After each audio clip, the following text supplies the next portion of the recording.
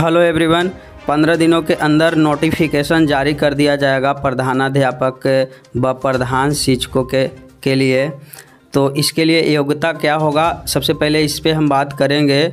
जो निजी स्कूल यानी कि प्राइवेट स्कूल के शिक्षक हैं वो इनके लिए एलिजिबल नहीं हैं। पहले आप यहाँ फोकस कीजिए, पहले इसको आप पढ़ें।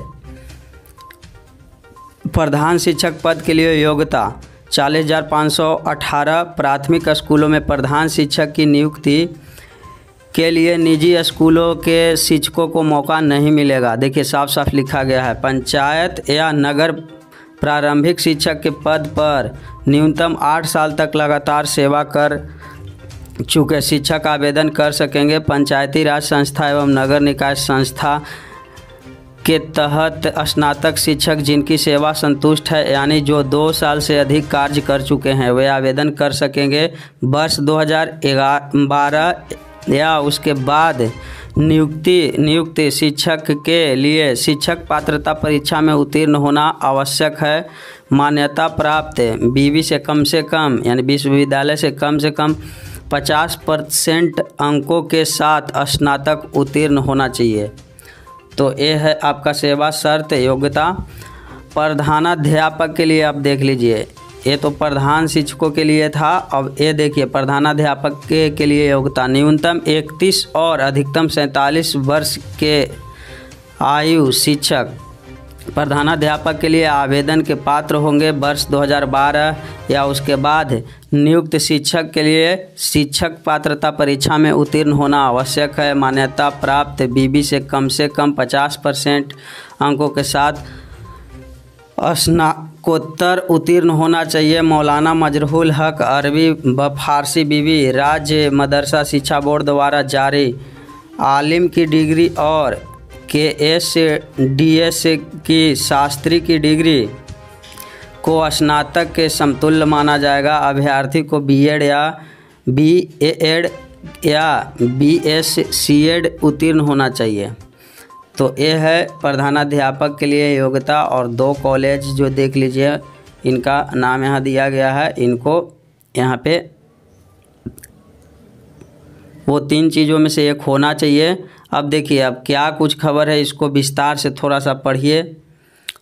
45,852 प्रधानाध्यापक और प्रधान शिक्षकों के लिए आवेदन लेने की प्रक्रिया दिसंबर तक शुरू हो जाएगी। शिक्षा विभाग अक्टूबर में BPSC को प्राथमिक विद्यालय में 40,518 प्रधान शिक्षक और उच्च माध्यमिक विद्यालय में 5334 प्रधानाध्यापक की रिक्त भेजेगा। शिक्षा विभाग ने इसकी तैयारी तेज कर दी है। दोनों पद नए वर्ग के हैं, इसलिए रोस्टर क्लियरेंस में परेशानी नहीं होगी। समान प्रशासन विभाग के आरक्षण प्रावधान के अनुसार 35% महिला प्रधानाध्यापक और प्रधान शिक्षक होंगी। 16,000 प्रधान शिक्षक व प्रधानाध्यापक पद पर महिलाओं की नियुक्ति होगी।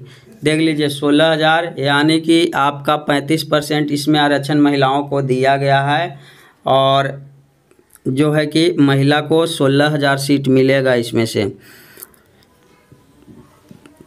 अन्य वर्गों के लिए भी आरक्षण का प्रावधान होगा। प्रधान शिक्षक का मूल वेतन की बात करें तो 30,500 होगा। प्रधान शिक्षक के लिए निर्धारित किए गए हैं यानी DA और HRA सहित अन्य भत्ता जोड़कर प्रति माह लगभग 45 से 47 हज़ार रुपये मिलेंगे। देख लीजिए 45 से 47 हज़ार रुपया मिलेगा प्रधान शिक्षक को।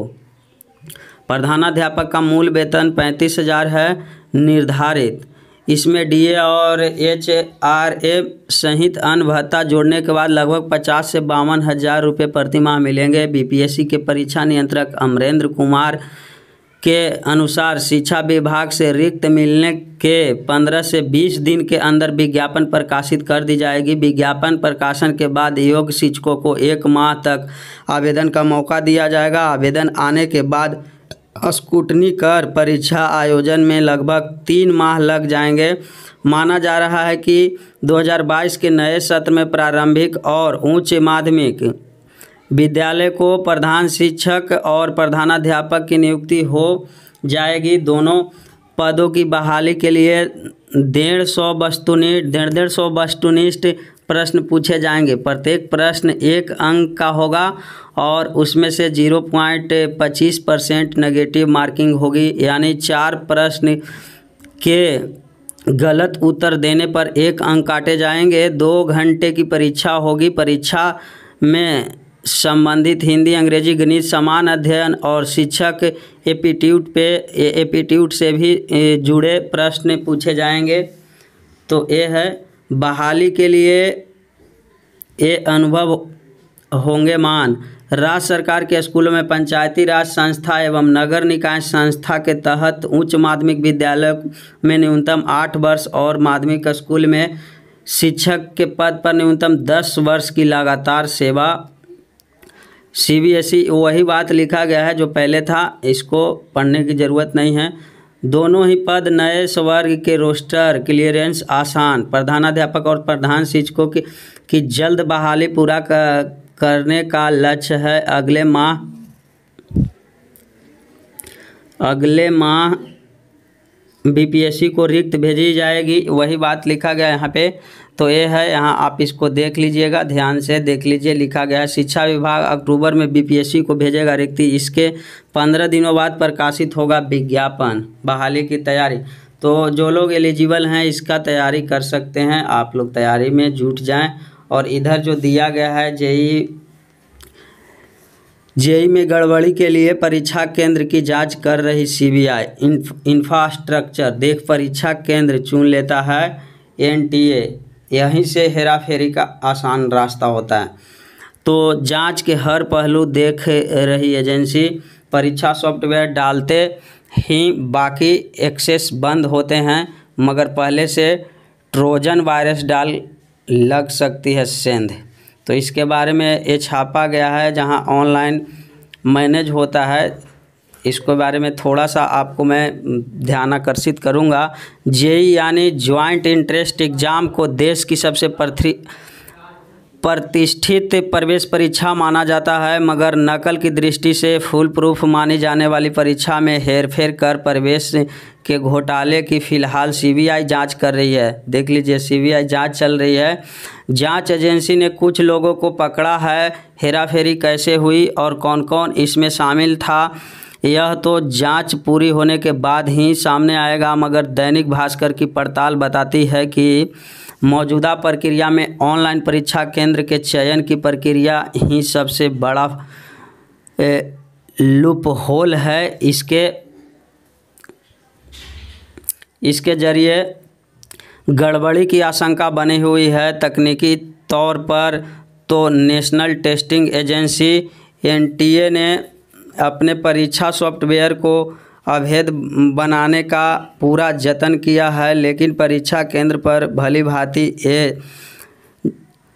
भली भांति के जरिए इस सॉफ्टवेयर में भी पिछले दरवाजे से सेंध लगाई जा सकती है, जैसा कि इस मामले में नज़र आता है, जहां परीक्षा केंद्र पर बैठे परीक्षार्थी का कंप्यूटर रिमोट एक्सेस के जरिए दूर से कंट्रोल किया जा रहा था। ये देख लीजिए।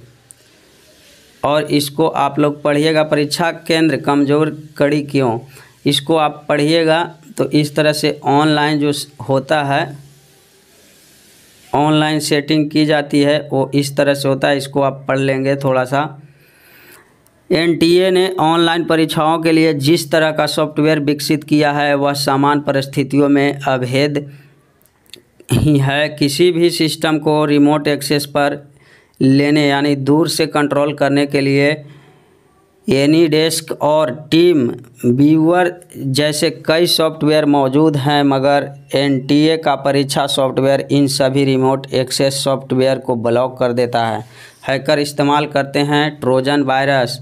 Cyber security company cyber research and analysis big के निदेशक मोहित यादव के मुताबिक परीक्षा में सेंध के लिए हैकर्स ने ट्रोजन वायरस एप्लीकेशन का इस्तेमाल किया होगा।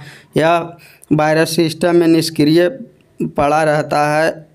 यही सही वक्त पर हैकर इसे सक्रिय करता है और यह हिंडल बैकडोर कंप्यूटर के सिक्योरिटी मैकेनिज्म को वायरस बाईपास कर रिमोट एक्सेस देता है।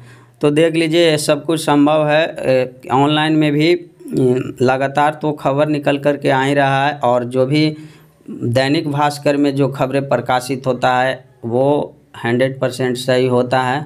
एक बात आप जानिएगा, अगर आप रेगुलर अखबार पढ़ते हैं तो दैनिक भास्कर अवश्य पढ़िएगा। इसमें जो भी बातें लिखा जाता है वो 99% सही ही होता है, गलत नहीं इसमें प्रकाशित किया जाता है। Thank you. वीडियो लंबा हो गया, वीडियो को लाइक शेयर सब्सक्राइब ज़रूर कीजिएगा। नमस्कार।